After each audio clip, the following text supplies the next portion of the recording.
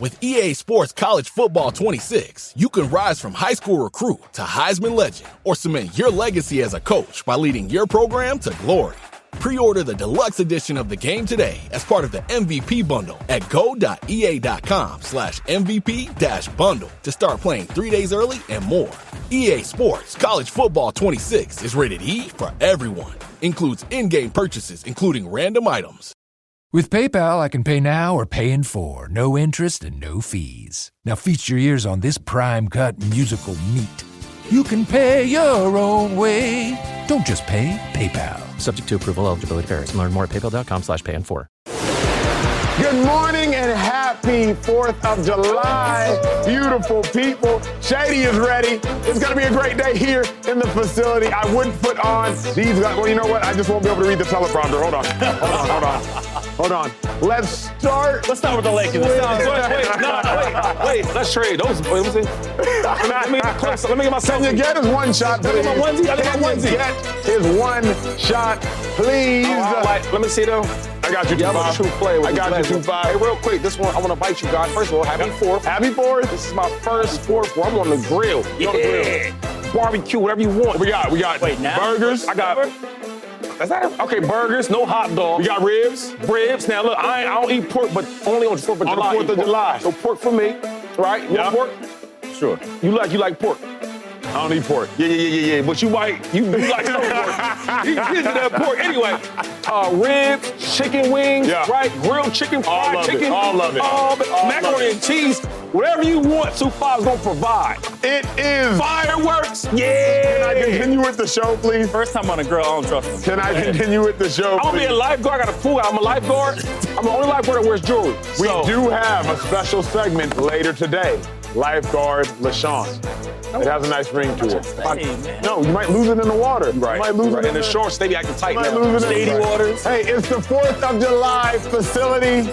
Let's get to it. Hey, the Lakers, it sounds like they have their sights set on an NBA champion. Another former #1 overall pick. Would that make 10 for LeBron James? Hey, Andrew Wiggins reports say the Lakers are very much so looking into acquiring him via trade. They would give up first-round pick last year, Dalton Knecht, Rui Hachimura, and a first-round pick for Andrew Wiggins.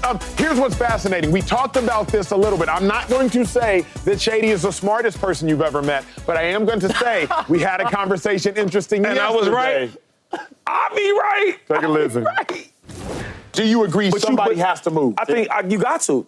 We just watched the finals. And this is a copycat league in football and basketball, copycat league. So you got to have somebody to defend. That's why I keep going back to when we talk about the regular season, do what you want to do with it, right? It's for the fans. Throw alley hoops from half court, cool. When we get to the playoffs, it's about locking up in defense and who's the weakness. And every team you see that went to the finals, they got defense. Literally had this conversation yesterday. Want to bring y'all into it. The Lakers obviously have championship aspirations. You have Luka Doncic. You have Austin Reeves. You have LeBron James. Now you have DeAndre Ayton. But with Rui Hachimura starting at the 4, the dilemma for the Los Angeles Lakers is they are poorly built. Got a lot of stars, but incredibly top-heavy and not a very balanced team. Who's going to be the lockdown defender? Because in the West, somebody has to not stop. There aren't stop lockdown defenders anymore. But somebody got to slow down Kevin Durant. Somebody got to slow down Ant-Man. Somebody got to slow down Steph and/or Jimmy Butler. Somebody has to slow down SGA. Somebody has to slow down a J-Dub who can now score 40 points in a finals game. Somebody has to slow down Ja Morant. And then if you have the ability to make it to the finals, and then you got to see the Cats over there in the East, somebody got to slow down Spidey Mitchell. Somebody got to slow down Jaylen Brown. Somebody has to slow down Jalen Brunson. I love Andrew Wiggins to the Lakers. I think it makes them title contenders. Remember, when the Warriors won the championship in 2022 with Wiggins starting at the 3, he held Jaylen Brown, I believe, to 15% from the field when he was a primary defender. Right. Andrew Wiggins is exactly the piece that Shady, myself, Will Blackman were talking about yesterday, because if you have a top-heavy offensive roster with the Lakers, you need not a lockdown defender. Those don't exist anymore in my mind in the NBA. You need somebody who can slow somebody down. Shady, you called it. Talk about it. Right. I love this move. Hey, real quick. I got to question you for a second. Yes, sir. Because I just watched that, right? Me just speaking about the defense. Sir. What happened? And I watch the show to learn different things I can do better, but I see a lot of it on like social media. Okay. And when I talk with that much passion, how can you not believe that? Because your nickname is Shady. Man. That's fair. That was like Muhammad Ali trying to tell you why he's the greatest. Anyway, so if I ask, I love the move, first of all, but if I ask you for the Lakers, man, you think they can score enough points? You think they have somebody to score? And you're going to say, yes. Of course. Luka is just a walking out of shape bucket. No matter what, in shape, out of shape, he's going to give you some buckets. LeBron, the king, you know what he can do. And Austin Reeves ain't there for no defense, but he's there for offense.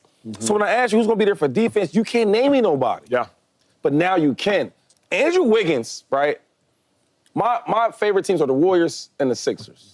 Sixers for home team, but Warriors always been a Warriors fan. And what Wiggins did for the Warriors is play defense. Hey, man, in this league, it's harder to stop a great scorer. It's hard to do. But I can slow him down. I can get a stop when we need it most. I can get a fourth quarter stop with 1 minute left. I can do that, and he can do that. And I think when you add him to the Lakers with JJ Redick, how smart he is, the way that he wants to do his defense, right?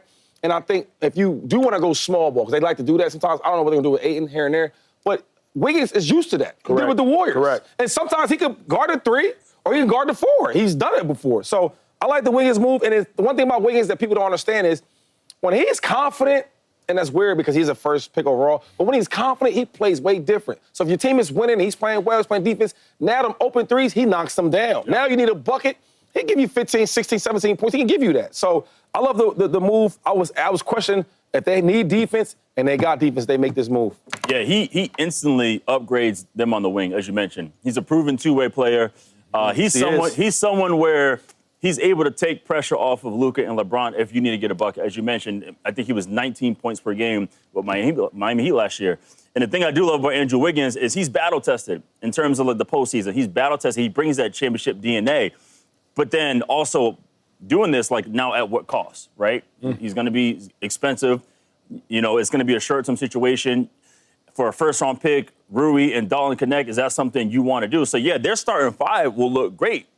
But if you make this move, at what cost? That's my only concern. But to answer the question, there's no question that he instantly improves this roster. Well, I don't think there is a cost that is too steep to acquire a two-way player. I was thinking about this driving into work because Shady was like, and we talked about it yesterday, you have to acquire somebody that can play defense on the Lakers. And I was like, well, you want to retain Austin Reeves because how great a scorer he is. But even if the Lakers had to give up Austin Reeves, and I am an Austin Reeves advocate, I would give up Austin Reeves. And the reason being, come the playoffs, if you were watching, I would suggest Rui Hachimura was the third best player on the Lakers, not Austin Reeves. Austin Reeves completely disappeared. He stopped scoring points. He stopped being able to defend anybody. They were attacking him defensively. Even if you had to give up Austin Reeves, which he's not proposing the trade right now with Dalton Connect, Rui Hachimura, and a first-round pick, I'm even giving up Austin Reeves because the Lakers do not have a two-way player. And, Shady, you said it, you called it, I listened to you first, and then I went and watched. You said, Acho, Austin Reeves always disappears in the playoffs. I said, Shady, he's averaging 28 points a game when Luka doesn't play. The dude is a bucket. You said, Ach, but come to playoffs. So I turned it on during the playoffs. Austin Reeves, 12 points a game. 15 points, 8 points, getting locked down by everybody and anybody for Minnesota. So I love Wiggins in large part. Also, last thing I'll say is, remember, in the NBA Finals, he gave you 18 and 8. That's it. Give me 18 and 8. He did not disappear on the biggest stage. 18 and 8. If Luka goes for his 27 and LeBron goes for his 21 and Wiggins can give you his 18 and 8, then you can take Austin or you can take Rui. At the end of the day, the Lakers need a two-way player desperately. Lakers fans, they ain't giving up. They won't give up AR. They won't. I will say this, though, and he's hard to really grade because he plays good basketball in the regular season. He scored at will. At first, I didn't know if he's really a scorer. He has a couple games. I'm like, oh, this dude can score now. Now I'm really watching him. But in the playoffs, it's something about it, man, where now we can really lock down and we can really game plan for this player. You know, I always say, what's one of my NBA friends always tell me, right? Because when I don't really know something basketball, I always go to them. They be schooling me, they be teaching me. And he's like, in the playoffs, you can really dissect the player. You can really game plan. In football, you got a whole week to game plan for this team, right? You know what they do best, know what they're good at, the weaknesses, the efficiencies. And basketball's hard because we're on the road, right? Hey, we got to play the Lakers here. Now we got to go to play Boston tomorrow. But in the playoffs, the best of 7 games. So now we're going to watch the film, and I'm going to do everything against you that my coach is telling me to do. We game plan. So when they game plan for Austin Reeves in the playoffs, I watch Ant-Man locking him up. Yes, sir. So I want to give him up. I do think he's still young. I think he's really, really good. But I will make a move for Andrew Wiggins for that defense because you cannot win no championships without no defense. Speaking of making moves, Dame Lillard, he is on the move. Remember, he got waived by the Milwaukee Bucks just 3 days ago. Actually going to make $22 million per year from the Bucks to not play for the Bucks. It's interesting. Reports say the Warriors, Celtics, Lakers are among many, many teams that have interest in doing a deal with Dame sooner rather than later. Remember, Dame Lillard rehabbing from an Achilles injury. Check out this tweet from Dame Lillard. If they call it a gamble at this stage, tell them this is a jackpot. I love Dame Lillard. To be continued. He is a rapper. Bars. I love Dame. Bring us on camera. Dame Lillard, a top 75 player of all time. Dame Lillard, one of the best scorers of this generation. Dame Lillard quite literally has Dame time, his own signature celebration. But Shady, 35, gonna be 36, coming off an Achilles injury. He's 34 in 354 days. So Dame Lillard's birthday here in July 15th. By the time he returns to the court healthy, he'll be 36. Should contending teams want Dame Lillard? I'm going to say yes. Now, we look at Dame as top 75 player. We look at his career as an all-star, a bucket getter, right? A player that carried a team that didn't really have much in Portland. But if he came back for a contender, a good team, where you don't have to be that Dame. You don't have to carry us. You don't have to have 30-something points a game for us to even have a chance to win. If he comes back and he's a good point guard and he's doing well and he's, 22 points a game and you Dame Lillard, that's enough for a contender. Is he a starter? In your mind, is he coming back to be a starter for a contender? Yes. I won't even joke with him like that. Yes, he is a starter. And I think Dame is a type of player where he's always been counted out. He's always been doubted. Weber State, what are we talking about? I don't even know where that's even at. But I know where Dame Lillard is at.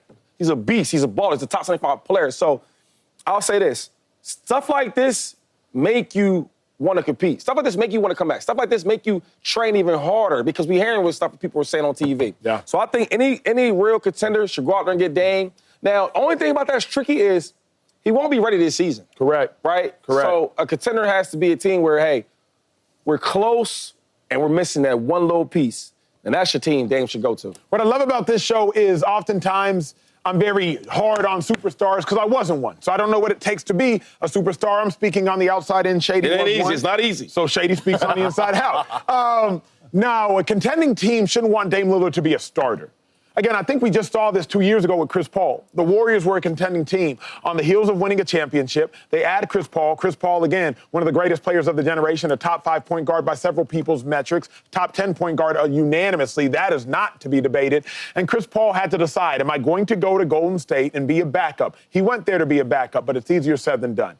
I think if I'm Dame Lillard, or if I'm a team looking at Dame Lillard, what's he still have left to offer? Last 4 seasons, he played 28 games, he played 58 games. He played 58 games, he tore an Achilles. Like, what does he have left to offer as a starter? He averaged 32 points a game, then 24 points a game, 24 points a game. That's before the Achilles. That's at age 33. You want to come back at age 36 after an Achilles and expect Dame Lillard to give you 20-plus points a game. Furthermore, to me, 2-5, to me, Will, Dame has already become a defensive liability just by nature of his size and athleticism. Now you coming back from an Achilles at age 36? Like, we do not give enough credit, Will, and you probably do, to Achilles injuries in sports because they're so rare. People don't come back from Achilles in their mid-30s and just dominate. Ask Kirk Cousins and ask Aaron Rodgers. So I don't think a contending team can want him as a starter. Yeah, I still think contending teams should want him. I mean, right now you're getting elite talent at a discount. You just mentioned the Bucks are paying his salary, so they can get him for a vet minimum, pretty much. He's unique because he's not solely reliant on his athletic ability, like because he has the 3-ball. He can shoot. He can shoot. So I think that's the thing too. His IQ, his leadership, and his toughness. We talked about that, him coming from Weber State. And we looked at teams like, you see the Celtics, you see the Warriors listed. And those are teams right there where it's kind of like, yeah, you can come on board, but, like, we really don't need you right now. That's what I like, how those teams are. But also at cost, like, the teams who can't afford to lose a roster spot, you want to have them sit there.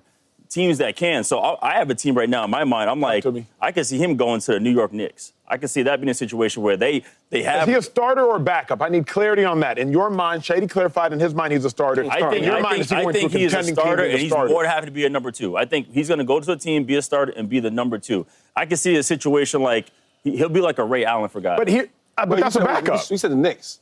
He ain't starting with the Knicks. Not right now.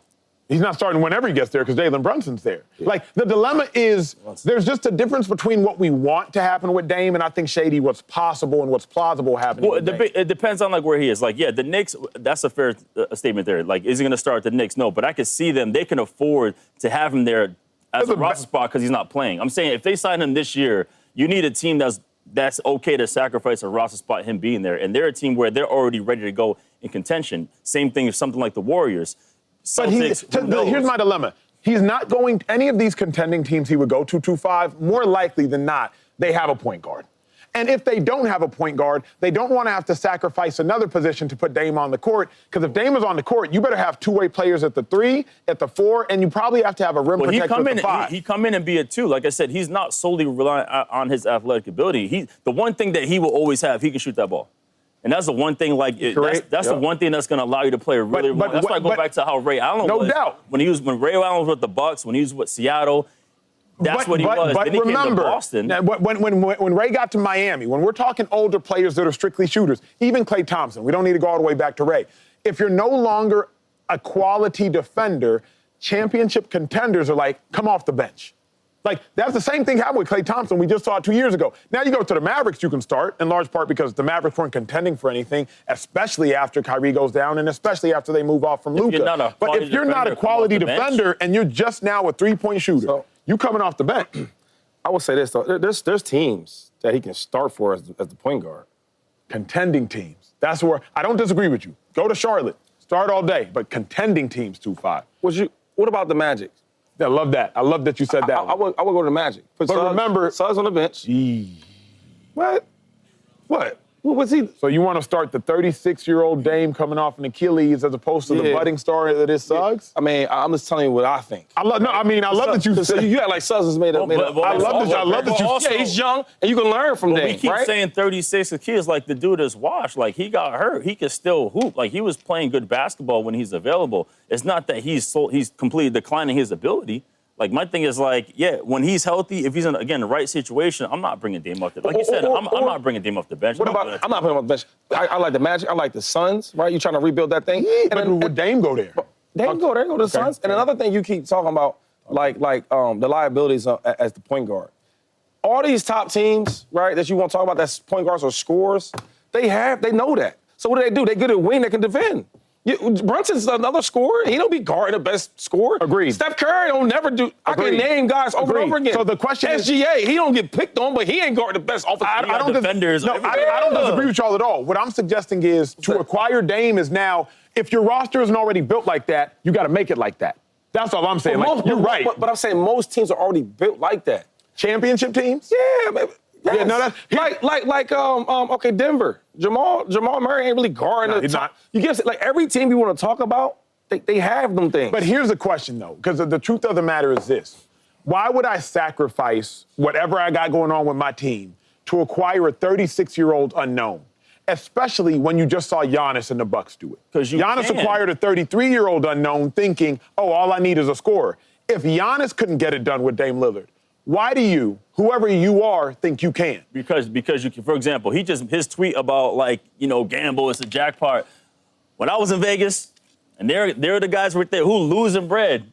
I mean, talking about 100,000, millions. They lose it like, damn. But it's cool, man, because I still got bread.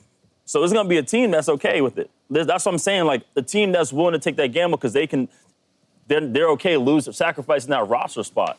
That's why, yes, you have the Celtics, you have the Warriors who are willing to, like, okay, we'll bring him in, and if it doesn't work out, we're still good. You don't want a rebuild situation. And another thing is they're not giving him much. So if I'm a team trying to get him, I know he's coming off Achilles. I know he's 35 by the turn 36. It's not costing you nothing. It's not costing you much. Yeah, that's fair. Hey, we got to talk about what the Steelers have been giving up because all season they have been making swaps left and right. You get Aaron Rodgers, you get DK Metcalf, you get Jalen Ramsey. You get Jonnu Smith. Are we giving the new look Steelers enough respect? That's next. Do not forget, check us out every day.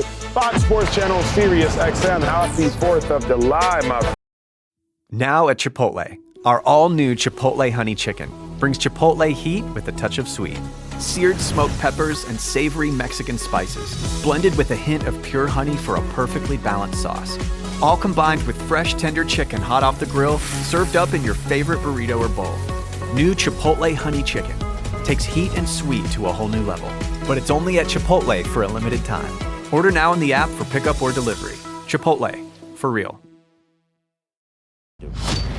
It's been a very busy offseason in Pittsburgh. The Steelers added Aaron Rodgers, DK Metcalf, Jalen Ramsey, Jonnu Smith, All-Pro after All-Pro, Pro Bowler after Pro Bowler. The Steelers have completely retooled that offense. Will, asking you first, we giving the new look Steelers enough respect? Hell no. I wouldn't get, first of all, that thing like, why? See how you think? Why do all the Packer players get so? It's like they show Aaron Rodgers. He's like, oh my God. Like you, James. How they do it? Oh my God. Look at they pom like, bro. Anyhow, I'm going to say. Yeah, you got that A. Hey, go ahead, Will. Y'all so corny, bro. I'm tired of y'all. My friends are so annoying. Anyhow, no, they're not giving them much respect because I feel like essentially they upgraded at most positions, right? They upgraded at quarterback, clear as day. You see that. They went and got DK Metcalf. They went and got a true bona fide number one receiver. They lose Minka, but you get Jalen, right? You probably have one of the strongest tight end rooms now with Jonnu Smith and Freiermuth, right? And then let's keep going. You get Darius Slay coming over. You got another veteran. Yes, you don't have Najee Harris, but you have a loaded running back in terms of running back committee with Warren. You drafted Caleb Johnson, who I think is going to be a stud in the NFL. So I think just overall, like, they just upgraded every position. You got true veterans. You got guys with Super Bowl championship experience. So I think overall, a lot of teams are sleeping on the Steelers. I definitely think they upgraded. Well, let me know if you agree with this. I think they upgraded as well. I'm giving them enough respect. I believe there are 3 tiers in the AFC, 3 tiers of significance, and then there's everybody else. I think tier 1, you got the Chiefs. They stand alone. They might not have the best roster. They stand alone. Tier 2, you got the Bills, you got the Ravens. Over the last 3 to 4 years, they've proven they stand alone. And then tier 3, you got the Texans, you got the Chargers, you got the Broncos, you got the Bengals, and I now would put the Steelers in tier 3. Then you have everyone else. So I do not think the Steelers are on the same level right now. I haven't seen enough to put them with the Ravens or the Bills. Obviously can't put them with the Chiefs. But where I am after these offseason moves, I'll put the Steelers right along the Chargers, right along the Broncos, right along the Texans, right along the Bengals, and I think this is really how the AFC looks. After that, we can have different conversations, but I'm giving the Steelers the respect that I'm giving the Bengals, the Chargers, the Broncos, the Texans. You can make the playoffs, and you have a chance to win a game, win 2, maybe you get hot, see what happens. Isn't that what they've always done, though? Yeah, I guess before the acquisition of Aaron Rodgers along with Jalen Ramsey, if they were going into the season with Mason Rudolph and Skylar Thompson and Will Howard, I wasn't even putting them in a tier 3 conversation. I just thought, move them there with the Patriots, move them there with the Tennessee Titans, move them there with the other teams. Don't sleep on the Patriots, though. Don't sleep on the Patriots. You know, it's July 4th, man. It is. I need you guys to have some more respect. People are at home getting ready to cook out, and y'all talking this mumbo jumbo about the Steelers. Let's keep it real, though. The Steelers should be in a category with the Bengals as a team that has a lot of potential, but we don't know what we're going to get. We don't know that. Y'all just put them in tier 3 with playoff teams. Shame on y'all. Real quick. Number 2 is... They're a playoff team. They've been a playoff team. I don't know that, man. I don't know that. I don't know that. Right? Speaking of mumbo jumbo. Okay, so for another thing, right? The weaknesses. When I watched the weaknesses last year, they had they couldn't stop the run. They couldn't stop anybody. Late in the year, middle to late, they was getting like 35 points on the defense. Yep. So you helped that part out. Cool, right? Now, offense. You get Aaron Rodgers a better quarterback. I get that. I don't know, him and Russ probably right now is equal. I don't know how you want to cut it. But you didn't run the ball well, and then you didn't no help on the offensive line. Now, the last time I checked, the guy that you and James Jones pom cheer for, he's 41 years old. That means he's kind of old, right? So if we don't help the offensive line, and on defense, you do make some improvements. You ain't pay your top player on defense yet, which is crazy. But y'all can't sit there and be serious thinking that there's no question marks on this team. Listen, I think that they are getting enough respect, right? But I think you guys give them too much respect. You got to go out there and play, man. Because the last Steelers team I've seen, that's not Steelers football. That's a good point. That's not Steelers football. I'm not used to seeing teams put 35, 34 on y'all like that. I'm not used to that. Right? And then on the offensive side of the ball, y'all can't run the ball? Y'all can't block? Listen, I think the Steelers have a chance. They have potential. They made some right moves, and I'm with that. Only thing I'm saying is, before we start getting too crazy and overworked ourselves about this thing and overthinking it, let's let these boys play and see what happens, please. Please. Fine, Shady. Well, July 4th, dog. Let's stay in the division and move from the Steelers to the Ravens. The Ravens, they added DeAndre Hopkins, the 5-time All-Pro. He had a lot to say about this team. He said, quote, "It seems like there's been a piece that's been missing, and I could be that addition." Bring us on, Cam. Will, I said earlier in the week, and I said since the Ravens acquired Jair Alexander, I said they are the most complete team in the AFC. I said they're the best team roster-wise in the AFC. Again, Yo, I don't know because it's July 4th, but the beat today is hey, hey. Yo, is Cole doing that? Whoever that is, that feeds, whoever's doing that. Yo, bro, they got that thing. He's excited to get in that girl today. Hit me one time, hit me 2 times. I'm trying to hit you. I'm trying to hit you. Hold on. I wasn't ready.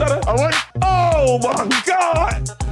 Come on, Will. Get the Boston College out of you for 1 second. July 4th, baby. I did say no to Pitt. That's my fault, right? I got some wings for you today. Come over there. You need them, Will. I can't move. I'm frozen on this set right now. They took my jacket away from me. I'm cold, guys. Okay, look, getting back on topic. The Ravens, I don't think there's a team roster-wise in the AFC like the Ravens. I don't think the Ravens are missing any piece. I think from the offensive line perspective, they're stout. Quarterback, MVP. Yep. Running back, future Hall of Famer. Yep. Tight ends, next level. Defensive line, check. Linebackers, top 2 linebacker in all of football.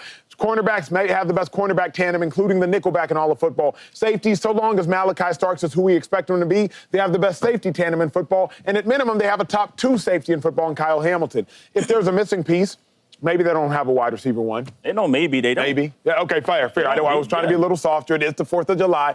The missing piece could be wide receiver one. Zay Flowers, you got to show me something. Rashad Bateman, you got to show me something. D-Hop, you got to show me you can still be a game impactor, a game changer. You got to show me you can still manipulate a defense. So maybe wide receiver one, fine, I'll give you that, Will. But outside of that, I think the Ravens are stacked. Do you think they have any missing pieces? Yeah, I'd say definitely stacked in terms of the roster. I would say 90% complete if we're saying like a complete roster. Yeah, they definitely don't have a true bona fide number 1 wide receiver. And we can sit here and argue and say the Ravens in history have never had a true bona fide number 1 wide receiver. The first receiver ever to go to the Pro Bowl is who? Zay Flowers. First receiver ever in Raven history to go to the Pro Bowl is Zay Flowers. Crazy. Never had it. So that's a big thing. I understand D-Hop coming over. It's not the same who he was. Still is going to be effective and beneficial for them. And then, let's state the obvious. There's going to be an issue. They're going to have a kicking battle this offseason for obvious reasons, right? A kicking battle. So comes down to it. These AFC North games usually come down, to a field goal sale. So are they going to have a kicker? And then let's go to the offensive line. Obviously, Stanley and Linderbaum are obviously certified. You got one of the best centers. I can't believe he's the highest paid or not. He's one of the best centers.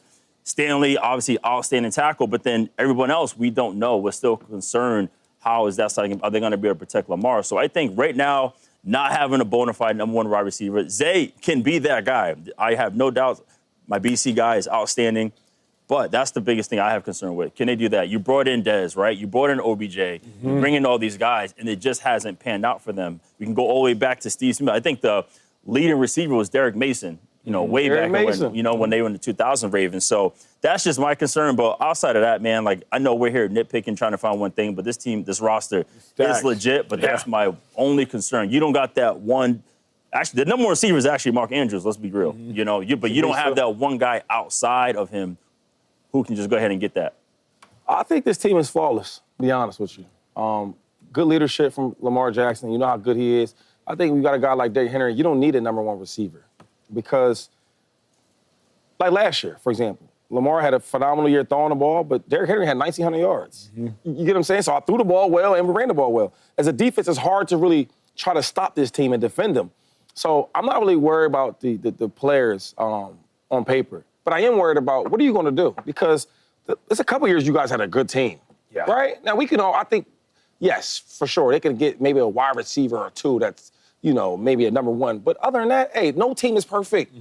Right? Other than the Eagles. Even the Eagles, we got small little gaps. My thing with the Ravens is we got to get it done. It's 2 teams you got to worry about. That's it. Literally. It's the Bills, right, in Buffalo that y'all just can't beat up there. And it's this team with a big coach and a great quarterback, the Chiefs. Big coach. That's my favorite coach. I know you love him. But you can't beat them. And it's like we can talk about the players and this and that and the scheme and how flawless it is. I think D-Hop does help him out, leadership in the way he can make plays. One thing about really older players that maybe don't have the same juice they had when they were younger, but they are really good. And it's like, any game I can give you that old D-Hop. They know the situation. You know what I'm saying? Yeah. I might not give you D-Hop every, game, but there's some games I give you the D-Hop of old. And that D-Hop of old is really, really great. So anyway, my main point is we can talk about all that with the Ravens. We can do that for hours. It don't matter until you get it done on the field. I hate looking at the paper. Why haven't they been getting it done on the field? I just told you. But why can't you beat the Bills? At least Bills 17. Let's not say the Chiefs. Let's say the Bills. The biggest thing is that the star players are unfortunately not protecting the football. Lamar Jackson, he talked about his turnover issues. Mark Andrews, the number one guy, had his turnover issues when it mattered. And that's just what it's coming down to. I go all the way back to when the Ravens went to the playoffs and played against Gus Bradley's Chargers defense. What did Gus Bradley do? He went dime, he went nickel. He said, we're going to go speed for speed. They couldn't figure it out, right? And then keep going on playoff woes after playoff woes. And then even when they lost to Kansas City, not this past year, the year before, they didn't just run the football. I think they ran the football 6 times. So I think they came in thinking like, hey, we're just going to go ahead and throw the ball. You got to stick to what works. And you got a guy who knows he's getting the ball in Derrick Henry, and you need to give him the football. He is built for that. This offense needs to truly go through him, as you mentioned. You don't need a number one when you got a guy like him. So I would truly just solely lean on the run game. The defense is going to do what they're going to do. Yeah. But I will lean on Derrick Henry this year. Well said. Hey, when we return, it is a segment that you cannot afford to miss. Outfit changes are involved. Shady got to go. Shady has to go. A lifeguard will be on set. I just promise you, you're going to want to miss it. If you watch anything today, watch what happens after the break. Just watch what happens. Hey, does lifeguards, do they wear diamonds or that's not allowed? I'll be right back, bro. I'll be right back. Baby watch. Meet the most capable CR-V Honda has ever dreamed of. The all-new CR-V Trail Sport Hybrid. With all-terrain tires and available enhanced traction control, it's built for wherever the day takes you. Heated front seats and a heated steering wheel, ideal for winter drives and crisp early starts. And with generous cargo space, it's ready for big gear and even bigger getaways. The CR-V Trail Sport Hybrid. Learn more at honda.com/CRV. Beautiful people, it is July 4th, so it only made sense for us to go to the beach. No pin in the pool. I'm watching you now. It only made sense for us to go to the beach. Shady is our lifeguard. He's going to tell you what teams are going to sink, what teams are going to swim.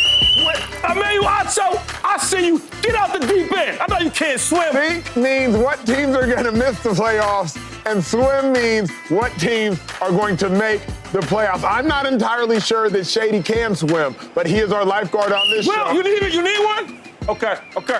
He's our lifeguard on this show, nonetheless. Lifeguard Shady, take it away.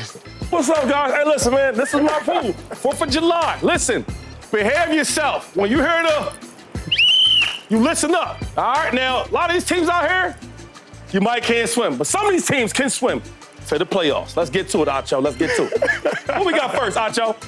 First up, you got Justin Fields. Oh, Justin Fields. You see him now, you don't. Listen, brother.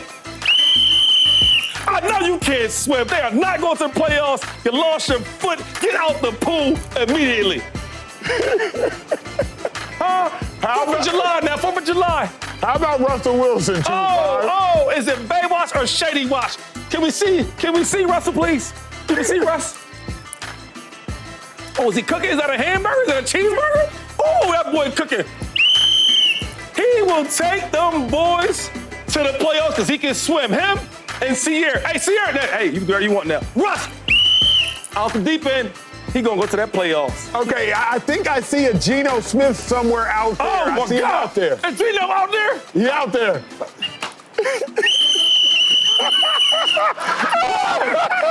Geno, you know you can't be out there swimming. Pick pick Raiders. I hope you have a chance, but with that, brother, you probably can't do it. I need more sunblock, please. Sunblock, please. Sunblock, please. Colin, can we get the man some sunblock, Colin? Colin Burke, can we get him some sunblock? Please, your glasses. Mess up my outfit. Your glasses, please. Your glasses, please. Hold on. The man needs some sunblock. The man needs some sunblock. Come on now, because immediately. Because freaking Geno Smith got me running around. Thank you. Hold on. We thank you. All right. Thank you. Okay. Next up is Aaron Rodgers. Thank you, because Geno Smith got me acting up. Oh, A-Rod? Hey, look. Now, I know you're on 11-10, and your playoff career won Super Bowl appearance, but you are great, and Tomlin has some good things cooking for you. Is that a cheeseburger? Oh, okay. Yeah, July 4th, you see the fireworks. He can swim. He's going to the Super. No. Whoa. Not 2012. My bad. It's not 2012. It's 2025. Yeah, but that goes to playoffs. Playoffs. Super Bowl is last one. An important name, a former first-round pick. Who is it? I think I see. Is that Sam Darnold out there? Oh. I think that's. Everybody out the pool. It's a shark in the water. He will not make it to the playoffs. Oh, my God. He's going to sink. Is that a pick? Listen, I tell you what. I don't know what the hell the Seahawks was thinking, but this was not the move. It's July 4th, and I care about the kids. He got to get out that water. It's 2 sharks now. Please. Right. You see them birds? You see that bird right there, right? You see that bird? You see that bird? Look, where's my one? Let me talk to Shady, please. Can we take a 2-shot of myself and Shady? So, Shady, you're going to double this July 4th as a griller, as a chef, and also as a lifeguard. You have that ability. Now, that's the thing, though. I'm upset you said that lifeguards can't wear their jewelry. Yeah. Now, every time you see me, and when they see me, I got them chains on. That's fair. So next July 4th, I'll put my chains on, brother. But, Shady, did you not forget when I'm talking. Did you not forget when you lost your earrings at practice? Imagine if you lost your earrings in the pool, like in the ocean. Shady, you would never get them back. Hey, watch yourself over there. Hold on now. Yeah, no, you're right. So I won't wear my jewelry. But listen, I'll tell you what. Anybody out there need a lifeguard for July 4th, I'll get on the grill early in the morning, and then in the afternoon I'll come watch your kids in the pool, because I can swim. Shady, did you have insurance just in case something goes awry? Like, is there insurance? Do we have any sort of but what do we get? What's in the back? Shady, I'm making sure. Hey, look, first aid kit, all right? Bet. Kids getting dangerous out there. Now listen, you Nigerian enough. You swim? Because if you can't, I'm gonna come save you, dog. You my boy. That's my dog. Hey, no horse playing in the pool. Don't make me come in there. Hey, when we return, Luka Doncic, hopefully he can make sure the Lakers swim on to the next round of the playoffs. Should he want to stay? Will, out the pool. Should Luka want to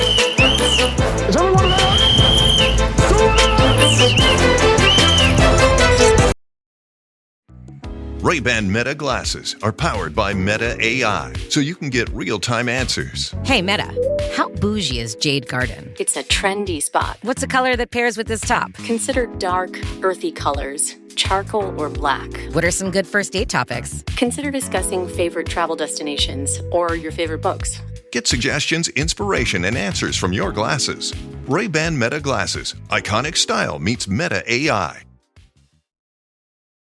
Back to normal scheduled programming. Luka Doncic, Lakers superstar. He is eligible for a 4-year, $228 million extension in August, and he can become an unrestricted free agent in 2026. An NBA insider said the most important thing in the NBA this summer is if Luka signs an extension with the Lakers. LaShawn McCoy, one phenomenal. Got that water in my hair. You know that water in your hair. You got to do that hair. Phenomenal. I done saved 3 people's lives in that thing, man. Shady, should Luka want to commit long-term to the Lakers? Yes, he should. You know, it's funny how Luka has done so much for the Mavericks, and they decided to trade him. And I wasn't Luka, because Luka has been phenomenal, but I had some success in the NFL. And I can relate. And I'm going to tell you this story with me so it can help you understand what Luka should do with this contract with the Lakers. So the year I got traded from the Eagles, I was like 3rd in rushing, Pro Bowler, the regular. The year before that, I just led the league in rushing, had the rushing title All-Pro that year, Pro Bowl, and the same thing. And I couldn't believe that they were even have the discussion to trade me, right? So I'm mad. That's the same way Luka was mad. He was crying when he was his first game with the Lakers. He was sad. He was upset. And I go to the Buffalo Bills. Now, I don't know if I want to be there or not, but you know what they did?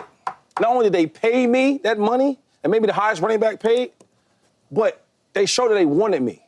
And the team that you just came from, despite how you feel about them, they say, you know what? We don't want you no more. Now, no matter whose decision it was made. Yeah. Luka, they said, hey, you're not good enough. We don't want you no more. You go to the Lakers. Now, for a team that wants you to pay you that money, because it don't matter what you did, because the math showed you that. You could take it to the Western Conference Finals. You could take it to the Finals. Right. It don't matter. We got rid of you. What you're going to do. Right. So now you with the Lakers, and you haven't done nothing like that, but you did with the Mavericks. Mm-hmm. And they say, you know what? We're willing to give you that max contract because you deserve it.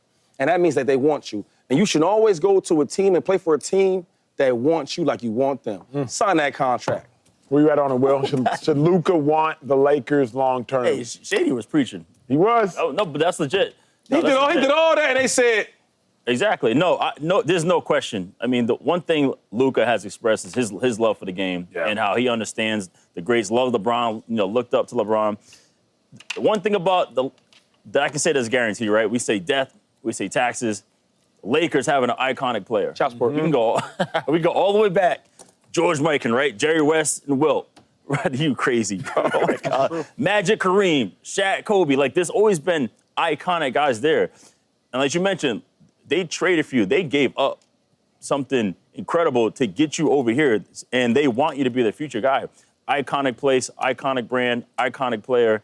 26 years old, man. Like, there's no question about it. If I'm Luka, I would hands down want to be that guy. You know LeBron's out. He's on the way out. Yeah. You're the guy. Yeah. You're the new guy in. No I remember talking to Shady after he got traded, not immediately after, but the first time we talked post-trade as adults. Buffalo, and he was like, man, Buffalo was cool, right? Made money. Think a couple All-Pros there, if not at least one All-Pro there. He's like, but the amount of money I lost by not being in Philly was crazy. He's like, think autograph signings. I lost years of those. Jersey sales. I lost years of those. The amount of money I lost. If Luka leaves L.A., you're not just going to lose contract money. Luka's jersey sale was the highest in NBA last year. First time a foreign player had a number one jersey. So you're talking about jersey sale money. If you win in L.A., there's no better place I would suggest in sports, at least American sports, outside of winning with the Dallas Cowboys, to win a championship. Maybe the Yankees. Maybe the Yankees, the Lakers, the Cowboys. Win a maybe you could suggest if you wanted to Boston. You win in L.A., you're in movies. You're at Oscars. You're at Grammys. You're on red carpets. You're not just at sports awards. Like, exactly right. You could suggest the Knicks as well. They just haven't won in so long. I forgot what it's like to win there. I'm talking about the Giants. So, like, you win in L.A., that's 10x winning anywhere else. So the reason I think you should want to stay with the Lakers, not only because, Luka, you're too good to be moving around. You're too good to be going from team to team to team to team, especially in the first 8 years of your career. You're too good for all that. And then 2-5, if you win in L.A., nothing like it. Yeah, I mean, there's just so many, like, setups for him. Because even when he got traded to the Mavericks, or from the Mavericks, everybody's like, oh, how could they do that? And I've seen that part, but I've been traded. So I'm like, you know what, though? It's going to be greener on the other side, because now, if you could do the same that you did with Dallas, in with L.A., the Lakers. To L.A. And another thing is the money part. Everybody in basketball makes money. Guys that's averaging 20 points, they making money. Yeah. Right? Luka's going to make his money. But it's where you making your money at and who you making it with. That's a good point. Because everybody just shows everybody don't want you. I'm really learning that. Like LeBron James, for example, right? As great as LeBron James has been for this league, we coming to a point where now it's like, all right, well, cool, you gonna get your $50-something million, and after that, I mean, we ain't even, thanks for everything. Yeah. But imagine how that makes you feel. Right. Right? So but my thing with Luka is, do that deal because they really want you. It's hard to get teams to really show you that love and want you. The other thing I'm thinking about, Will, is like at the point in which you traded for Luka, does Luka have to win in LA because he didn't win in Dallas? Is there a point where if Luka doesn't win in Dallas, obviously he took him there 5-time, I think, first team All-NBA, just an absolute phenom. But if you don't win in Dallas and then you don't win in LA, does there come a point where, from a legacy perspective, from a big picture perspective, it's like, you didn't win in Dallas, you didn't win in LA, where are you going to win at? Does that factor into this decision at all? Not right now. I think being he is young, being that he just got there, he has time. Because what's going to happen is right now, yes, they're in a win-now mode, right? With LeBron there and making all these moves that's trying to help them win now. But eventually they're going to get into a rebuild, and they're going to have to rebuild this roster around him. and then the clock resets again. I think they are now. You don't think they're doing that now? I think they're trying to. I think slowly but sure they're trying to. Like, they're slowly getting guys to try to do that for the future, but at the same time, they're still in contention because LeBron is there. Are they in a weird space, 2-5? Obviously, moving off of LeBron, it sounds asinine, and in large part it is asinine. Crazy, but does there come a point where it's like they're trying to live in today while also trying to live in tomorrow? Meaning, like, they're trying to win with LeBron and Luka, but y'all know, so long as you have LeBron and Luka and Reeves, now you got three dudes that are offensively focused and either don't have the physical ability or no longer have the youth to play defense. And what the Oklahoma City Thunder taught us is you got to have dudes, multiple dudes, that can play defense. Like, multiple. Caruso was out there. Yeah. Dort was out there. J-Dub was out there. Shea was out there. Casey Wallace was out there. And the Lakers... Even the Pacers, they had some defense. Correct. Yeah. Naismith was out there. Yeah. Nembhard was out there. And then the Lakers, maybe you'll get Andrew Wiggins. Right. Maybe. Right. I'll just say this, though. I mean, like, I'm not going to sit here and act like LeBron James ain't still LeBron James. He might not be the LeBron James of the 28-year-old or even 30-year-old, but he's still solid enough. I mean, more than that. There's not too many small forwards I'm going to take over LeBron James right now at 40. Yeah. So you still can win with LeBron. This team ain't bad. I think if they go out and make that trade with Andrew Wiggins, get some defense out there, they're going to have some chance to beat some teams. Well said. Right? So we're going to find out. Incredibly well said. Hey, what we're waiting to find out is when Caitlin Clark is going to return. She's the biggest star in the nation from a sports perspective right now, but we've been watching her do that. Clap on the bench in street clothes. Injured quad. Injured groin. Should we be worried about Caitlin? We got to talk about it. That's next episode. At Strayer University, we help students like you go from, is it possible, to anything is possible by offering access to up to 10 no-cost gen ed courses, so you can reach your goals affordably and fast. Visit strayer.edu to learn more. No-cost gen eds provided by Strayer University affiliate Sophia. Eligibility rules apply. Connect with us for details. Strayer University is certified to operate in Virginia by Chev and has many campuses, including at 2121 15th Street North in Arlington, Virginia.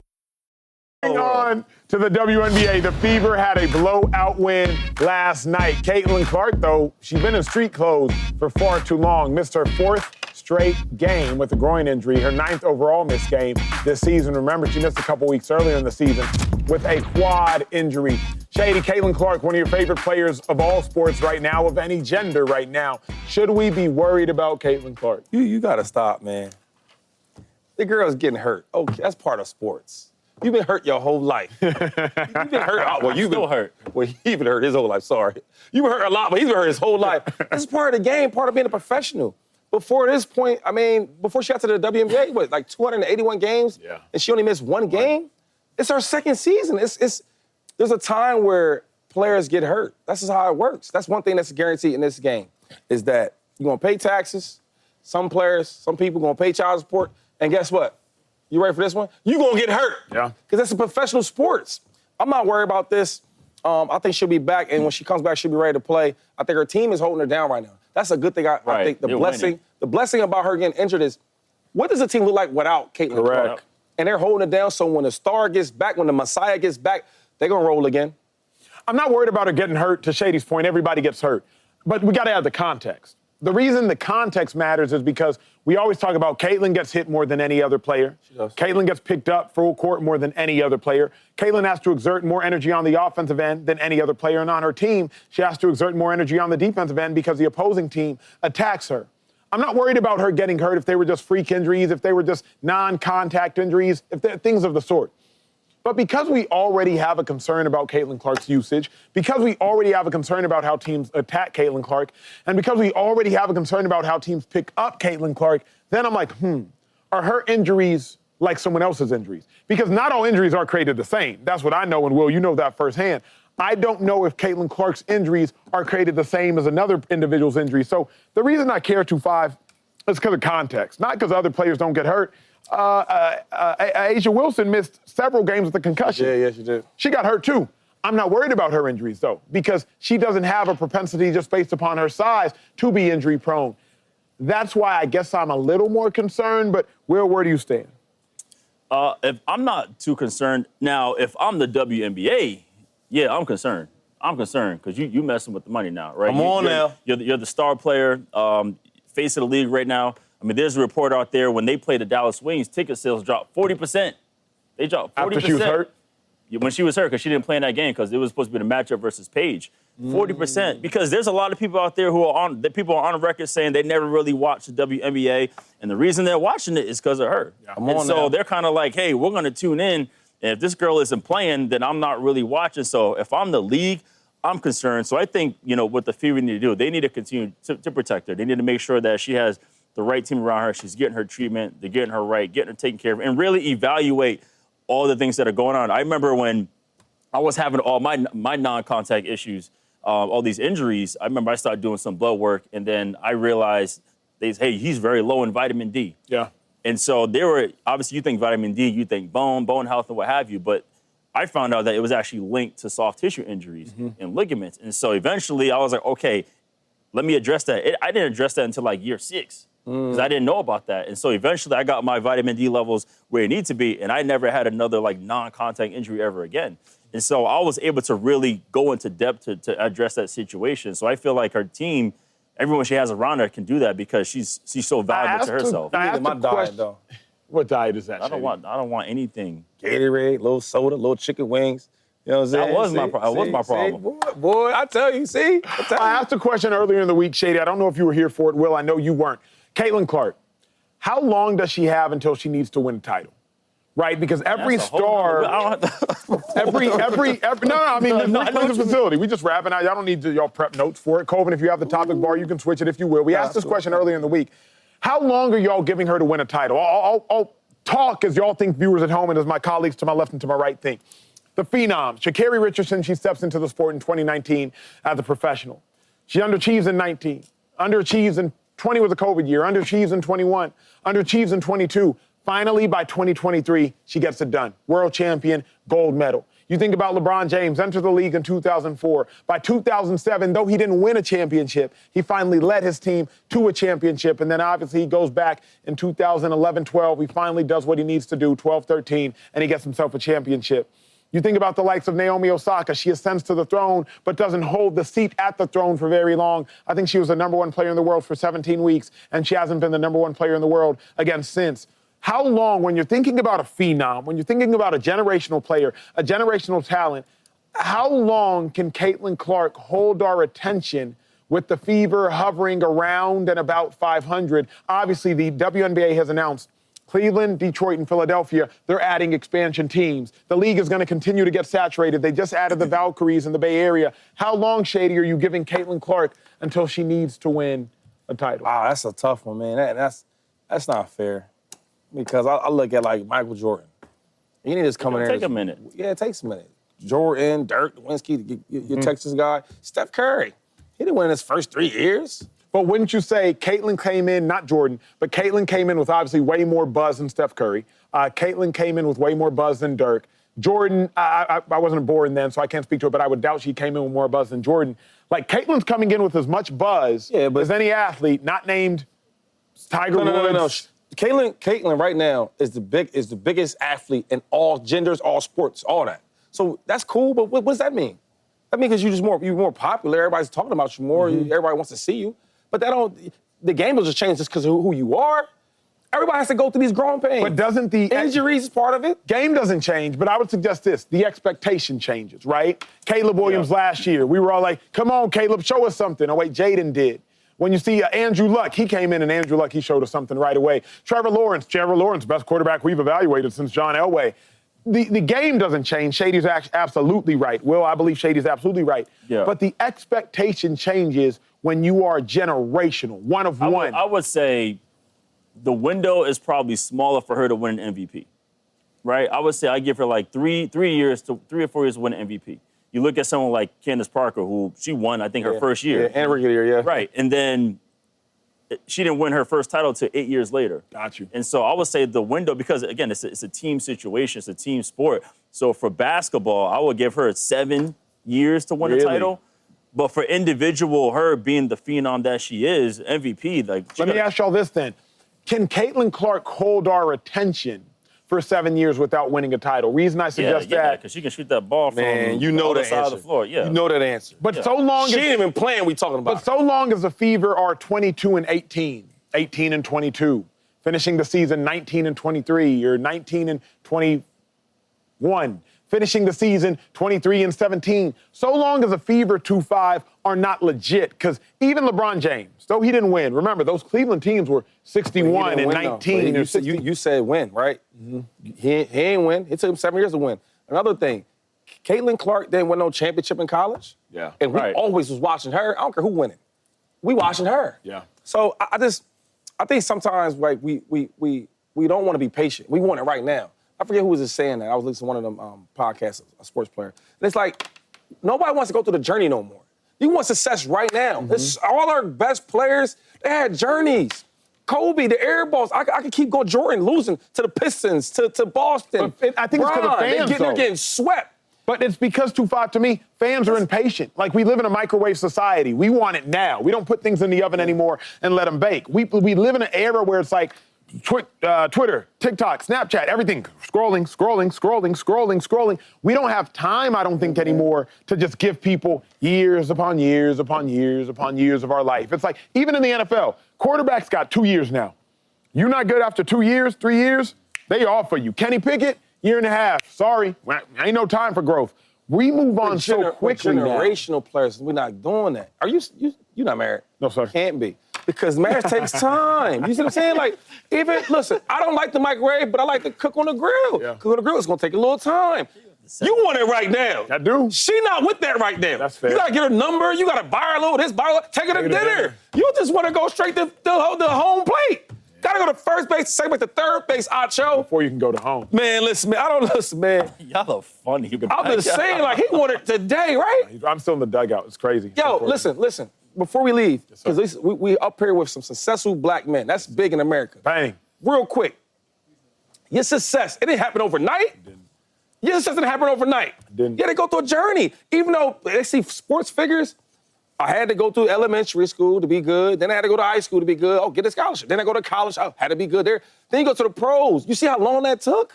All the super rich people, that's just in your family, but they go to school, they learn. Right. Then they become, you want to be LeBron James out the birth. It don't happen like that, bro. It don't happen like that. Shady preaching today. Yeah, but Caitlin, man, like, she can hoop at the end of the day. She's nice. She on the court, she gonna hoop. I think for her, the individual accolades, that has to happen sooner. But in terms of the team championship. Can I say one thing before we leave? Please. We got to give some love to Andrew Reese. Talk about it, too. Because we be real on her, and she is cooking. Right now. Yep. She making her layups now on the first try, right? She's scoring, she passing no look, she hitting open jumpers. I need us on this show, the facility, to give Andrew Reese her props. Please, I need you to the left to do it first. I did on Monday. I wasn't here. I was not here. And Andrew Reese said a WNBA record for most consecutive games was 15-plus rebounds. I don't care about no records. I want you to tell us your record, how she doing. Yeah, Coleman, after the break, we'll play the sound. Why he keep talking about some records? You can't just say that girl balling. She balling. I literally said it on Monday. That's what I wanted. That's what I wanted right there. But here's the thing, Jake. If you're going to praise somebody, you can't praise them and say they're making their layups now. Like that. No, I'm saying, one of her issues, they were saying, well, it doesn't sound like praise. They're making their layups on their first try. It doesn't sound like praise. That's like if I'm a running back and I can't make the first guy miss. Fumbling. They say, yo, 2-5, he making the first guy miss. I'm giving her credit. Listen, that's just the balling, bro. She is. I'm giving her credit. Can I go to break? It ain't my show. All right, when we return, there's been a lot of action in the NBA this offseason. So who has been the biggest winner and who has been the biggest loser? That's next, the facility. Yeah. This episode is brought to you by Buffalo Trace Distillery. Powerful yet smooth. Contained but never tame. Proudly going their own way, but never going alone. This is the spirit inside Buffalo Trace Bourbon. Made at Buffalo Trace Distillery, the world's most award-winning distillery. Buffalo Trace is always perfectly untamed. Distilled, aged, and bottled by Buffalo Trace Distillery, Franklin County, Kentucky. 90 proof, 45% alcohol by volume. Learn more at buffalotracedistillery.com. Please drink responsibly. We have to talk about the wild NBA offseason. Man, there's been so much movement. Jokic, he lost Michael Porter Jr. Giannis, he lost Damian Lillard. LeBron James, he gained DeAndre Ayton. The Rockets, they gained Kevin Durant. And Steph Curry, they ain't really done nothing. They just lost Looney, but he was just getting about 14 minutes a game. It's been a crazy NBA offseason. On this beautiful 4th of July, glad you're hanging here with us. You could be watching any show. You're hanging out in the facility. We want to talk about who's the biggest winner of the NBA offseason, who's the biggest loser of the NBA offseason. Shady, starting with you, biggest winner, NBA offseason. Yeah, always good news first. I'm talking about kids that. It's Kevin Durant and the Rockets. Now they have the second best odds to win a championship. Why is that? That's crazy. Because they add the right pieces. You add the guy Kevin Durant, how special he is, to already a good team and a well-coached team. I think sometimes when you have great players, you need that coaching, and they have that. And then they have size. They brought some size with them over there. Capella's going to be great on defense. I love the moves they're doing with the Rockets, so I'm going with the God, Kevin Durant, and the Rockets. Agreeing with Shady on this, it's the Rockets. It's Yep. the Rockets. When I think about the Rockets, they didn't lose that much to acquire Kevin Durant. So for the first time, I would suggest in the last 2 stops for KD, he's joining a team that is already complete. When you went to the Suns, KD, I wanted you to do more. You didn't. When you went to the Nets, I wanted him to do more. He didn't. He's going to the Rockets. Now everybody's already complete. I just don't want the other players to get worse. I don't think they will. I like Ime Udoka a lot. You add Kevin Durant, who's a scorer. Şengün is still there, thank God. Amen Thompson is still there. And Van Fleet, who's also been to a championship. I think the Rockets are pretty clearly the biggest winner of the offseason. Yeah, they missed. No, hold on, real quick. Are you? Because I'm that's the aware. nicest thing you ever said about Kevin Durant. And not even the nicest, the honest thing. Because sometimes he's not honest about Kevin Durant. That was a good job, bro. 4th of July, He man. did say, I hope the players don't get worse. That was kind of. Just take most of that. Just take the win. We'll take the win. We'll take his layups. Biggest winner in the NBA offseason. Yeah, it's the Rockets. I mean, they not only did they fill the gaps they needed, but they filled it with some star power. So, yeah, out the gate, did a great job. You mentioned the coaching, A+. They finished second in the West last year. You bringing KD to a team like that, outstanding. Rockets, no question. Let me ask y'all this. Not even gonna play around. Y'all think this is KD's best chance at winning a title since he left Golden State? Now, the problem I would suggest is he's in the West. So as good as Kevin Durant and the Rockets may actually be, we do not know.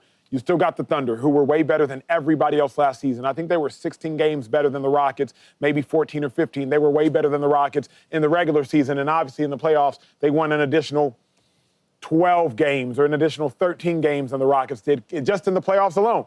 So there is still a large gap between the Rockets, the second best team in the West, and the Thunder, the best team in the West. You think this is Kevin Durant? I think the only leverage, or not leverage, but the only space you're talking about, that gap, is they're champions and the Rockets are not. But if you're talking about coaching, I love the coaching for the Rockets. You talk about star power, that's a tough one because they have so much over there at OKC. But I just like the Rockets because they have size and they have players that have that dog and that will. Yeah. You know, sometimes you get on teams like and I'm not saying it's about the Suns, but you got Bradley Beal, you got Devin Booker, you got Kevin Durant. Sometimes, where's the ball going? Yeah. Like, the game's online.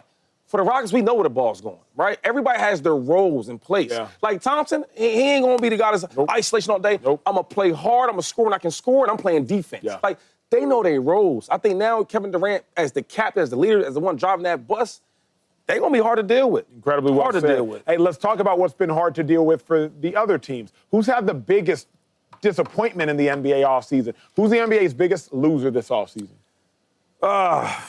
It's my team. It's the Warriors. What are we doing? Steph Curry's older. He's still solid. He's still dominant, but he needs help. You got Jimmy Butler. Cool. I love what Jimmy does, the way he's played, elevated our team. Draymond Green is Draymond Green. He's always going to be elite. But the issue is, where else? Like, can we sign Kuminga? Yeah. I think if we get the Kuminga we got in the playoffs, then we're going to be solid. But we ain't even sign him. We ain't going to do no other movements. We lose Looney, who's our big that works well in our system, pass the ball, screens, but we don't have nobody else. We need somebody. Steve Kerr, hello. I'm not going to a team on this one. This one hurts me to say, but Dame Lillard, unfortunately, the biggest loser this offseason. Not from a monetary perspective. You got all the money in the world. But Shady argues with James all the time. We always talk about it. If you're a legendary all-time player, being waived, this kind of sucks. Yeah. Like getting cut. Trade is one thing. You talk about being traded. Being waived is another thing. Is a whole nother disappointment. Like, the Milwaukee Bucks said, hey, Dame, we'll pay you to go away. We'll pay you to. Achilles, though. Agreed, but we'll pay you to go away. Like, not just sit here. We'll pay you to go. And not only that, being waived while being hurt really sucks. One thing to be hurt, but you go into the facility to rehab. You go into the trainers to rehab. You still got an organization to call home. Dame got all the money in the world, so he has his own trainers, I'm sure. But being waived and tearing your Achilles, to me, that's a terrible. That's more an indictment on the Bucks, Milwaukee Bucks. They're a terrible franchise. You treat your people like that, I don't like it. I'm gonna say my loser is the Pelicans. I don't know their direction. I don't know what they're doing. I don't know. I mean, I love Derek Queen, but they gave up an unprotected first-round pick for next year, and a first-round pick this year. You lose CJ McCollum, who's a leader, not just in the court, in the community. I know he got hurt. You lose Kelly Olynyk. I mean, it's just don't know what's going on. I don't have a clear idea of what they're doing. So right now for them, I'm just not sure. That's an interesting. So they picked up Jordan Poole, correct? Poole, they got Looney. They got Zion, right? And now they got. Do they still got B.I.? No, B.I.'s in Raptors. He's Toronto. Toronto. B.I.'s gone. But he's in Toronto. But they had Queen. I don't know, Will. That's I don't know now. Good players. I still the direction is unclear. Let me give y'all this one for best offseason. How y'all feel about the Magic? I like the Magic. The acquisition I like of the Magic Desmond in Atlanta. If they can add Lillard, woo. That's what I think the Magic are having a sneaky, incredible. All they lack is three-point shooting. That literally, they're the hardest team to watch. They shoot threes like a high school team. And that's what I got Bane. You get Desmond Bane, like, I think I will say, though, I would say Durant's probably best champ was with the Nets, Brooklyn Nets, when they lost. Because he was in the East? They lost to the Eastern Conference Finals. But because they were in the East, his best chance was back then. Who's that? No, that was a better team. Kevin Durant, he's saying his best chance was back then. When he was in Brooklyn, that was his best chance after the Warriors. That's a good point. That's a really good point. Foot on the line. When we return, it's the 4th of July, so how do we feel about a few holiday items? Hot dogs. The glizzies. I don't do the hot dogs. Ew. Never say that on television.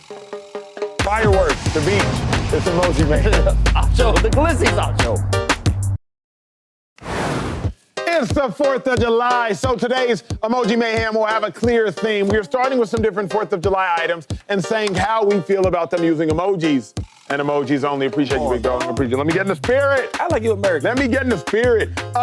Shady, traditionally, fireworks are one of the biggest and most important things on the 4th of July. How do you feel about them? Sunglasses right here. I got them on. I'm happy. I'm smiling. Fireworks. They say every firework, you should take a kiss. Yeah, what they say. Who said that? Like every single firework? Nah, like once it starts. Because that's like a pop, pop, pop, pop, pop. Yeah, I was about to say. So just one for the celebration of the fireworks. On the lips. I thought you meant like every single, like. On the lips. I was like, goodness. On the lips. Gosh. That's so aggressive. I'm star-eyes with it. I will say this. The most dope experience I've ever had in LA. Driving back from Orange County to LA during the 4th, top down, fireworks. It's like a movie. Fireworks left, fireworks right, fireworks all around you. Shady, I'll tell you after. It's a vibe. But did you get a kiss, though? I don't think so. I didn't know the rule. I didn't know the rule at the time. Now you know. Now you know. Will. For me, salute. We take our kids every year to the park at night. Fireworks, they play all the American music. Salute. Let's see what the fans say. The fans are nervous. I get it. Have you ever seen like dogs during some fireworks? Sometimes they be freaking out. I get it. I could be nervous. No, Will? No. I've been in some tough environments. The place I go, they're pretty safe. Or you know what? No, I feel you. Like sometimes certain areas, like growing up, we would go down the block, fireworks, no security, no nothing. You never know. All right, moving on. Blockbuster movie Independence Day was released on 4th of July weekend in 1996. Will Smith starred in that. How you feel about the Independence Day movie? Where he from? Philly. Come on, I'm excited. Any movie that Will Smith or Jamie Foxx is in, I'm super excited, smiling from ear to ear. I'm going to go mind blown because this was a movie that really put Will Smith on the map. This, I believe, started Will Smith's historical run of 10 consecutive $100 million movies. Independence Day, I think, made $800 million itself. Shout out to Will. Ain't that much? Dang. I'll give another salute. I like movies are cool. You know there's more than one emoji, Will. I literally petitioned for 17 emojis, and you keep using the same exact one. I only use 3 emojis too, though, so I get it. Feel me? I use the smiley face. I got my reactions. I use the smiley face. I use. Yeah, you see that? Look, salute, man. You see stars. Me? I like. You know Look what? at the majority, man. I like the peach emoji. That's my favorite because I like to eat fruit. I'm gonna start with Will because I'm just hoping he gives a different emoji this time. Hey, food is a huge tradition on the 4th, and the hot dogs. Will, how you feel about a hot dog? I'm thinking because when I go to the grill, I'm like, I'd rather get a burger or a steak. So I'm thinking, man. I'm like, you like hot dogs? I said I'm going to the burger or the steak. Oh, I thought. Look at you. Oh. He is so dramatic. A hot dog? He's just dramatic. Well, I don't even know what's in it. Like, what are we doing? Who still eats hot dogs? Are you 5? Can we be an adult? Thank you. Yeah. Throwing up. Throwing up. Yeah, I don't really do the whole. I just keep my mouth shut with stuff I don't really agree with. He's so dramatic. Let's see where the fans are at on this one. Where you at, fans? Where you at? Excited? All right, we got to talk to y'all at home. Facility fans, we have to talk to you. Hey, wait, hold up. Ballpark. Oh, ballpark dog? Hebrew. You need Hebrew. Hey, lastly, Hebrew national, moving baby. on, the beach obviously is a huge destination on the 4th. Shady, how you feeling? Oh, man, where my sunglasses at? Oh, man, the blue, the white, the red. I'm so excited to see that, man. There's so much going on at the beach. Blue, white, got kids running, got parents running, got dogs, got birds flying. I love it. It's so peaceful. Man, why are we at the beach? Why are we at the beach? Nothing like it, bro. You at the beach. Let me go to the crib. At the crib. Sunglasses on. Why are we at the beach? You don't want to be at the beach? Yo, he's so LA now, though. Oh, hey, LA man, this man here. Wait, you want to be at your house on the 4th? Yes, that's what I do. I go to the 4th and then we go to the park. We at the beach, kicking at the vibes, listening to the ocean crash. Oh, you need some suntan, you know what I mean? We chilling. We chilling. We living.